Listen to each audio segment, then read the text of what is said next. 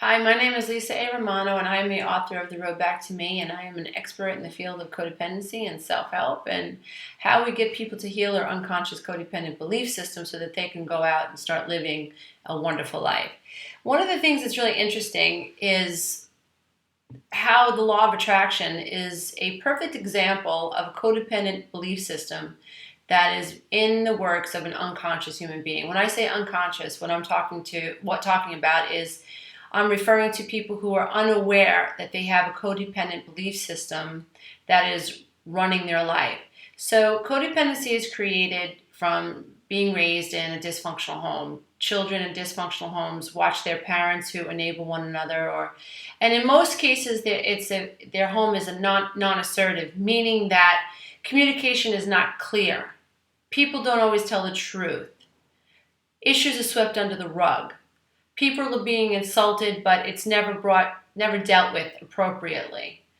Perhaps there's a drug addiction going on, perhaps there's workaholism or perfectionism, but there's an issue at home that is not being spoken about. And what that teaches the children in that home is that we don't talk about our feelings, we don't address issues head on, we pretend that things are okay when they aren't, we don't worry about ourselves, we worry about what other people think about ourselves, and so on. And when that is being programmed into a child, what happens is that the child loses any chance they have at being authentic and honoring self because the members of their family are not honoring self. So now we have this codependent human being who's being programmed by codependent caretakers. And let's face it, a child is growing up in a home with mom and dad. Those are his or her authorities in their life, and they love them, and they presume that mom and dad know what they're talking about, and they should presume that. That's the natural laws of things. That's the way things work. But children don't know that their parents are dysfunctional, and so they absorb these belief systems and assume them to be true. And through repetition every day, this is the dynamic that shows up in the home. The child believes that this is the way the world works, and unfortunately, one day they go out into the world and they try to have healthy relationships, and they attract people who take advantage of them, and they get caught up in worrying about what the girlfriend thinks about them or what the boyfriend thinks about them, or they obsess about what their friends think about them, or they take on the role of caretakers and they attract troubled people into their lives, and they think that their self-worth comes from how well they're able to take care of everyone else but themselves. So it's very sad.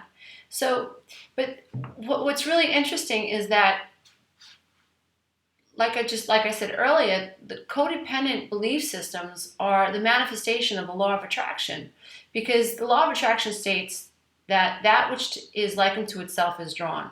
So if you've been wounded as a child and you haven't worked through those issues into adulthood, and you carry with you a lot of those wounds that make you feel, or that you've internalized, and now you see self as unworthy, if you carry that with you, then you are going to attract from that standpoint of unworthiness. And only more people, situations, and circumstances that are going to reinforce your sense of unworthiness can show up in your experience.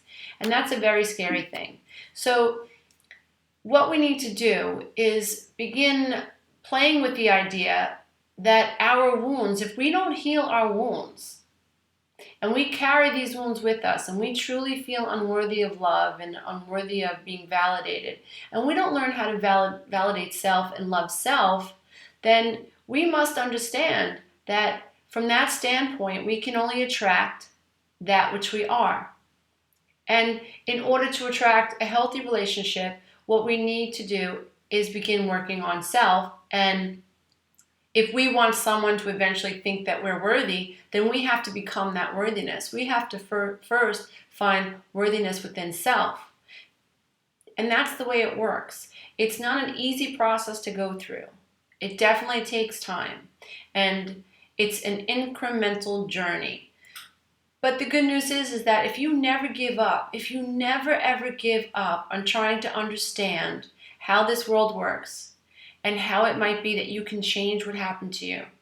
If you never give up, one day you will figure it out, and you shall be healed. But you can't give up. So those are the ideas I'd like you to begin thinking about, and I'd love to hear your comments, and you can reach me at www.healingselfesteem.com. And again, my name is Lisa A. Romano. Have a wonderful day. Namaste.